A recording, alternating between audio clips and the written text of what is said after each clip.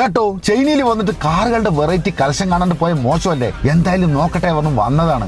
ഒരു ഏരിയ നോക്കുന്ന സമയത്ത് ഫുള്ള് ഷോറൂമുകൾ. ആ ഏരിയയിൽ ഫോക്സ് വാഗൻ മുതൽ BYD മുതൽ ഓടി, പിന്നെ കുറെ പേരറിയാത്ത കുറെ ചൈനീസ് കമ്പനി കണ്ടില്ലേ? ഇതൊക്കെ ഷോറൂമാണ് കംപ്ലീറ്റ്. ഒരു ഭാഗത്ത് മൊത്തം. എന്തായാലും നോക്കട്ടെ എന്ന് പറഞ്ഞ് ഒരു കാറിന്റെ റേറ്റ് പോയി നോക്കുകയാണ്. ഇതൊരു 9 ലക്ഷം ഉറുപ്പിയുടെ സാധനമാണ് കേട്ടോ. ചൈനീസ് കമ്പനിയാണ്. എന്താ ഫിനിഷിംഗ് കണ്ട ഇന്ത്യയിൽ. സ്റ്റിയറിംഗ് ആയിക്കോട്ടെ, സീറ്റ് ആയിക്കോട്ടെ, കംപ്ലീറ്റും അടിപൊളി ഫിനിഷിംഗ് ആട്ടോ. ഞാൻ സമ്മതിച്ച ഒരു കാര്യത്തിൽ. അത് കഴിയുമ്പോഴേക്കും നമ്മുടെ ഗുഡ്സ് വെഹിക്കിൾ ഇതും ഇലക്ട്രിക്കലാണ്. ഇതൊക്കെ ഒരു 8.5 ലക്ഷം ഉറുപ്പിക ഉള്ളൂ കേട്ടോ. Indian money. ഇത്രയും വലിയൊരു ഗുഡ്സ് വെഹിക്കിൾ 8.5 ലക്ഷം ഉറുപ്പിക കിട്ടുന്നുണ്ട്. അതുപോലെ ഇത് കാറുകൾ, ഇത് നമ്മുടെ വാനുകൾ, സ്കൂൾ വാനുകൾ, സ്കൂളിലെ കുട്ടികൾ പോയി വരാനും കാര്യങ്ങൾക്കും വേണ്ടി ഇതും പറഞ്ഞ പോലെ 7 ലക്ഷം 8 ലക്ഷം 9 ലക്ഷം രൂപയാണ് അവിടുത്തെ വില. ഇതൊക്കെ നമ്മുടെ നാട്ടിലേക്ക് കൊണ്ടുവരാൻ പറ്റുമോ കൊണ്ട് പോയി ചോദിച്ചാണ് ഏട്ടനെ കൊണ്ട്. ഇത് നിങ്ങളുടെ ഇന്ത്യയിലേക്ക് പെർമിഷൻ കിട്ടിയിട്ടില്ല എന്നാ പറയുന്നത്. നമ്മുടെ നാട്ടിൽ ഇതൊക്കെ വന്നു കഴിഞ്ഞാൽ ഒരുപാട് സ്കൂൾ വാനുകൾക്കൊക്കെ ഇതുപോലെ ഇലക്ട്രിക്കലായിട്ട് ഓടാൻ പറ്റും. എന്തായാലും നല്ല ഇന്ത്യയിലും കാര്യങ്ങളൊക്കെ നല്ല വൃത്തിയും കിട്ടാം. ഇല്ലാന്നൊന്നും പറയാൻ പറ്റില്ല. ഇതാണ്ടോ 10-12 ആൾക്ക് ഒറ്റ ആൾക്ക് ഇരിക്കാം. അത് കഴിഞ്ഞ് ലക്ഷറി കാറുകളൊക്കെ എങ്ങനെയുണ്ട് നോക്കട്ടെ എന്ന് വന്നാണ്.